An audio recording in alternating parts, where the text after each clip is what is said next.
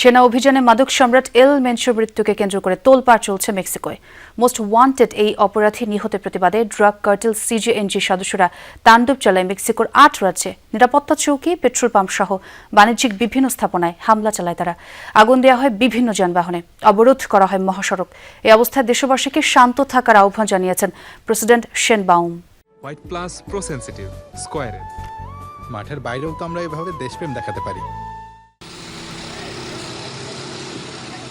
যেন সিনেমার কোনো দৃশ্য। মাদক ব্যবসায়ী আর সন্ত্রাসীদের হামলায় জ্বলছে মেক্সিকোর বিভিন্ন স্থান। আগুন দেওয়া হয় পেট্রোল পাম্প, আবাসিক ও বাণিজ্যিক স্থাপনা, বিভিন্ন যানবাহনে। বাদ যায়নি নিরাপত্তা বাহিনীর বিভিন্ন চৌকিও। মেক্সিকোর শীর্ষ সন্ত্রাসী ও সিজেএনজি কার্টেলের নেতা নেমেসিও ওসেগুয়েরা সারভান্তেসকে ধরতে রোববার অভিযান চালায় মেক্সিকো সামরিক বাহিনী। জালিস্কো রাজ্যের তাপালপা শহরে চালানো হয় অভিযান চালানোর সময় গুলিতে নিহত হয় এল মেনচো। মারা যায় সিজেএনজি কার্টেলের আরও 4 সদস্য। এ ঘটনার পর পাল্টা হামলা চালায় কার্টেলের সদস্যরা। অভিযানকে কেন্দ্র করে তাপালপা শহর রণক্ষেত্রে পরিণত হয়। এল মেনচোর মৃত্যুর খবর ছড়িয়ে পড়লে মেক্সিকোর অন্তত 8টি রাজ্যে তাণ্ডব শুরু করে মাদক চক্রটির সদস্যরা। এক পর্যায়ে প্রশাসনের পক্ষ থেকে সতর্কতা জারি করা হয়, ঘরে থাকার নির্দেশ দেওয়া হয় বাসিন্দাদের। এরপর দেশ জুড়ে চালানো হয় অভিযান।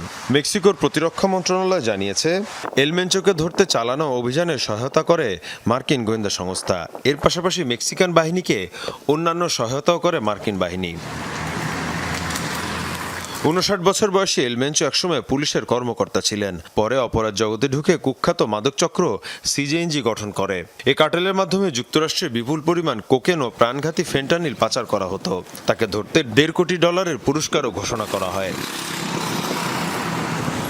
মাদক উৎপাদন ও পাচারের অভিযোগে যুক্তরাষ্ট্রের চাপের মুখে রয়েছেন প্রেসিডেন্ট ক্লাউদিয়া শেনবাউম। তারই প্রেক্ষিতে চালানো হয় এই অভিযান। মীর মুশফিকা হাসান, যমুনা নিউজ।